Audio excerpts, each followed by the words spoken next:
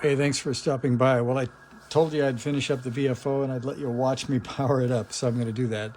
So I found a surfboard power supply that says 12 volts at 1500 milliamps, and we're going to use that to power it up, I hope. And we will hope that, according to the schematic there, it says that this VFO should run at about 2.085 megahertz for a 7 megahertz signal. And since I've done nothing except wind the coil of the toroid, and I'm just hoping at this point that it does something. So just let's see. We'll first grab the meter here, and just to see if there's a sign of life, assuming we don't see smoke. If we look at, let's see, you can't see that. If you look at right here, the top of the VFO FET says 8 volts. I could find C54 or R20. Both of those should have 8 volts on them. So I see C54, and it has one ground end and one plus end. You can see the little cross hatches on the ground side. That is, let's see if we can give you a little zoom here. That would be right here is C54. So I'm going to probe that. I'm going to plug this in. Here's the power switch. So we will assume that on would be this way because that'll connect those two leads. So I'll turn that off. I'll connect up the power jack, and we'll first see if there's something like 12 volts or higher here. Yeah, that's about 15 for a crappy wall wart. That's probably good enough. Then we'll go over here to C54 and probe on the top side of that. And, oh, it's already on. It's not good. Well, it's good. There's no smoke coming out. And I think I saw 7 point something close to 8 volts, so that's good. Yep, 7.85. Does my switch not work?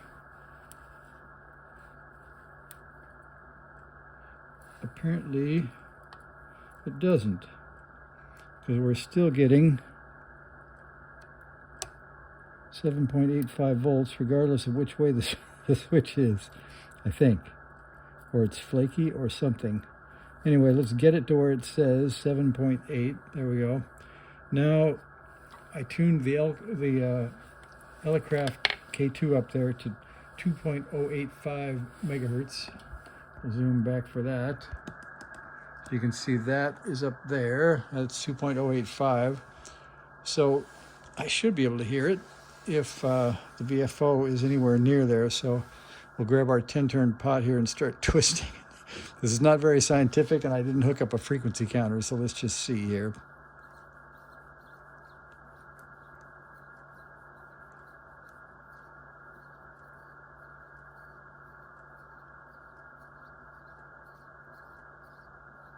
Hopefully before I run out of 10 turns, I'll get a signal.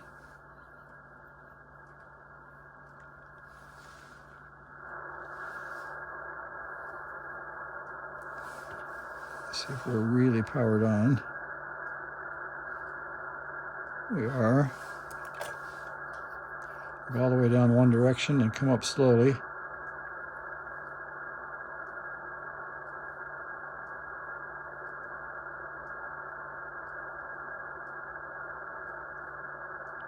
Maybe there's not enough VFO leakage to see it actually work.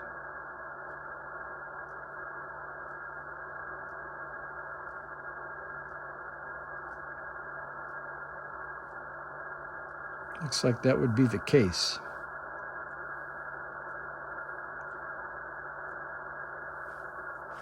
Let's try one more thing and see if that does it. I'll grab a little screwdriver and we will tweak that adjustment. Even though this is metal, I guess this is a rough adjustment.